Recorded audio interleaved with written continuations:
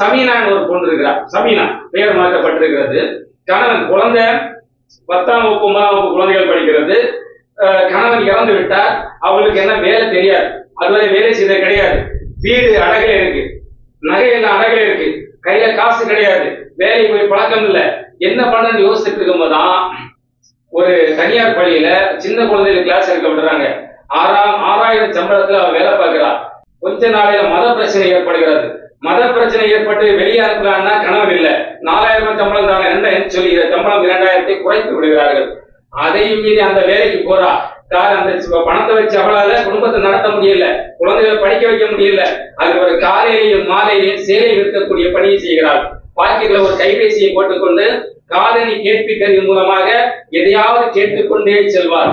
வீட்டுல பாத்தீங்கன்னா ஒரே ஒரு விளக்கு தான் எரியும். வெளியே இருந்த அழகான ஒரு வீடு இருக்கிற ஒரே ஒரு விளக்கு தான் எரியும். ஆனா அதுக்கு அந்த விளக்கிலே இருந்து அந்த குழந்தைகள் படித்தார்கள். வீட்டுல ஏன் படிச்சாங்க அப்படின்னா அவங்களுக்கு ஈபி கட்டுறது கூட காசு இல்லை. மிக்சி இருக்கு, ஆனா மிக்சி போட மாட்டாங்க. ஏன்னா 100 யூனிட் மின்சாரத்துக்குள்ளார அவங்க பயன்படுத்தணும். அப்படிப்பட்ட சூழல் அவங்க இருந்த அந்த குடும்பத்துல அவங்க படிச்சு இன்னைக்கு பாத்தீங்கன்னா கடலூர் பக்கத்துல ஒரு தாலுகா ஆபீஸ்ல வருவாய் அலுவலகத்துல வேலை பார்த்து கொண்டிருக்கிறார்கள். இன்னைக்கு அவங்க வீட்டு பக்கத்துல போனீங்கன்னா வீடு பிரகாசமாக இருக்கிறது, மனம் மகிழ்வாக இருக்கிறத பார்க்கும்போது அதற்கு காரணமா இருந்த யார் அப்படின்னா சமீனா. அந்த சமீனா இன்றைக்கு சமீனாவுடைய நிலையில் எத்தனையோ பெண்கள் குடும்பத்தை நடத்தி கொண்டிருக்கிறார்கள் என்று